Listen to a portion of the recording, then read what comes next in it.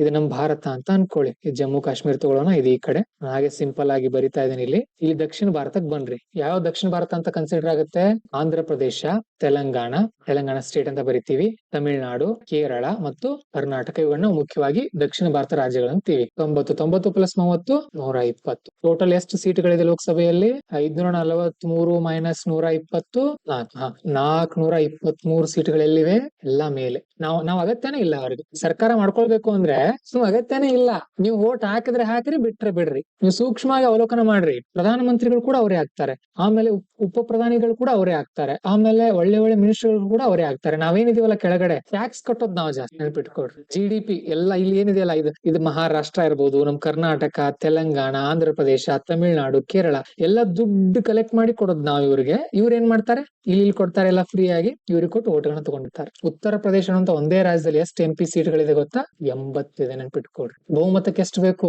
272. ಇವ್ರ ಸರ್ಕಾರ ನೋಡ್ರಿ. ಇಲ್ಲೇ ಬಿಹಾರದಲ್ಲಿ ಎಷ್ಟಿವೆ? 40-45 ಇದೆ ಬಿಹಾರದಲ್ಲೇ. ಸೊ ಆ ಎರಡೇ ರಾಜ್ಯಗಳಲ್ಲಿ 120, ನಾವೆಲ್ಲ ಸೇರಿಸಿದಾಗ 120. ಥಿಂಕ್ ಮಾಡಿ. ಇದೆಲ್ಲ ಕ್ರಿಟಿಕಲ್ ಕಂಡೀಷನ್. ಭಾರತಕ್ಕೆ 1947ರಲ್ಲಿ ಸ್ವಾತಂತ್ರ್ಯ ಬಂದಾಗ ಇದ್ದಂತ ಸನ್ನಿವೇಶಗಳೇ ಬೇರೆ, ಅವಾಗ ಆದಂತ ರಚನೆನೇ ಬೇರೆ. ಬಟ್ ಇವಾಗ ಇರುವಂತ ಸನ್ನಿವೇಶಗಳೇ ಬೇರೆ. ತುಂಬಾ ಅಜಗಜಾಂತರ ವ್ಯತ್ಯಾಸ ಇದೆ. ಯಾಕೆ ಲೋಕಸಭಾ ಸೀಟ್ಗಳು ಕಡಿಮೆ ಇದೆ ನಮ್ಮಲ್ಲಿ? ಜನಸಂಖ್ಯೆ ಕಡಿಮೆ ಇದೆ. ಸರಿ, ಜನಸಂಖ್ಯೆ ನಾವ್ ಯಾಕೆ ಕಡಿಮೆ ಮಾಡಿದ್ವಿ? ಅಭಿವೃದ್ಧಿ ಮಾಡಿದ್ವಿ, ಎಜುಕೇಶನ್ ಚೆನ್ನಾಗಿ ಕೊಟ್ವಿ, ಹೆಲ್ತ್ ಇನ್ಫ್ರಾಸ್ಟ್ರಕ್ಚರ್ ಚೆನ್ನಾಗಾಯ್ತು. ಹಾಗಾಗಿ ಏನಾಯ್ತು?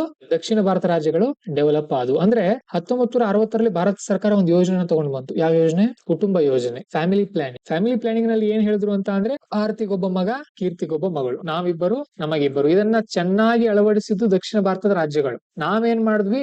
ಜನ ನಿಯಂತ್ರಣವನ್ನ ತಗೊಂಡು ಬಂದು ಜನಸಂಖ್ಯೆಯನ್ನ ಹತೋಟಿಯಲ್ಲಿ ಇಟ್ಕೊಂಡ್ವಿ. ಈಗ ನಮ್ ಕರ್ನಾಟಕ ಜನಸಂಖ್ಯೆ 7 ಕೋಟಿ. ಇದು ಎಷ್ಟು ವರ್ಷ ಹೋದ್ರು ಇಷ್ಟೇ ಇರುತ್ತೆ. ಇದು ಯಾವತ್ತು 10 ಕೋಟಿ ಆಗೋಕ್ ಸಾಧ್ಯನೇ ಇಲ್ಲ. ಯಾಕಂದ್ರೆ ಕರ್ನಾಟಕ ನಾಗರಿಕರಿಗೆ ಪ್ರಬುದ್ಧರಿದ್ದಾರೆ. ಬಟ್ ಬಿಹಾರದಲ್ಲಿ, ಉತ್ತರ ಪ್ರದೇಶದಲ್ಲಿ ಇನ್ನೂ ಅವರು 4-5 ಮಕ್ಕಳು ಅವ್ರಿಗೆ. ಅವ್ರ ಅಭಿವೃದ್ಧಿನೂ ಮಾಡಲ್ಲ, ಜನಸಂಖ್ಯೆನ ಹೆಚ್ಚು ಮಾಡ್ಕೊಂಡು ಹೋಗ್ತಾ ಇದಾರೆ. ಸೊ ಜನಸಂಖ್ಯೆ ಹೆಚ್ಚಾಗೋ ಕಾರಣಕ್ಕೆ ಅಲ್ಲಿ ಜಾಸ್ತಿ MP ಸೀಟ್ಗಳನ್ನ ಕೊಡ್ತಾರೆ. ಈ ತರ ಇದೊಂದು ಸೈಕಲ್ ಆಗ್ಬಿಟ್ಟಿದೆ ದೇಶದಲ್ಲಿ. ಓಕೆ, ಇದರಿಂದ ದಕ್ಷಿಣ ಭಾರತದ ರಾಜ್ಯಗಳು ತುಂಬಾ ಕಠಿಣ ಪರಿಸ್ಥಿತಿಯನ್ನು ಎದುರಿಸ್ತಾ ಇವೆ. ನೆನ್ಪಿಟ್ಕೊಡ್ರಿ. ಮಲತಾಯಿ ಧೋರಣೆ. ಅವ್ರಿಗೆಲ್ಲ ಅನುಕೂಲ ಅವ್ರಿಗೆ ಕೊಡ್ತಾ ಇದಾರೆ, ನಮಗೇನ್ ಮಾಡ್ತಾ ಇದಾರೆ? ತೊಂದ್ರೆನ ಮಾಡ್ತಾ ಇದಾರೆ. ಅದಕ್ಕೆ ನಾವೇನ್ ಪ್ಲಾನ್ ಮಾಡ್ತಾ ಇದೀವಿ ಗೊತ್ತಾ?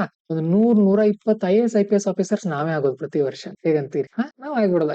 MP ಸೀಟ್ ಕೊಡಲ್ವಲ್ಲ ಅವರು. IAS IPS ಅವಕ್ಕೇನು ಅದೇನ್ ರಿಸರ್ವೇಶನ್ ಇದೆಯಾ? ಯಾರ ರಾಜ್ಯದವರು ಅಂತ ನೋಡ್ತಾರ ನಿಮ್ಮನ್ನ? ನೋಡಲ್ಲ. ಸೊ 100-120 IAS IPS ನಾವೇ ಆಗ್ಬಿಟ್ರೆ ನಮ್ಮ ರಾಜ್ಯಕ್ಕೆ ಏನೇನ್ ಬೇಕಲ್ಲಿ ದೊಡ್ಡ ಅಧಿಕಾರಿಗಳಾದ್ಮೇಲೆ ನೀವ್ ಹೇಳಿದ್ದೆ ಕೇಳ್ತಾರೆ. ಯಾರು? ಪ್ರಧಾನ ಮಂತ್ರಿಗಳು. ಮಾಡ್ಬಿಡೋದು. ಅದೇ ನಮ್ ಪ್ಲಾನ್.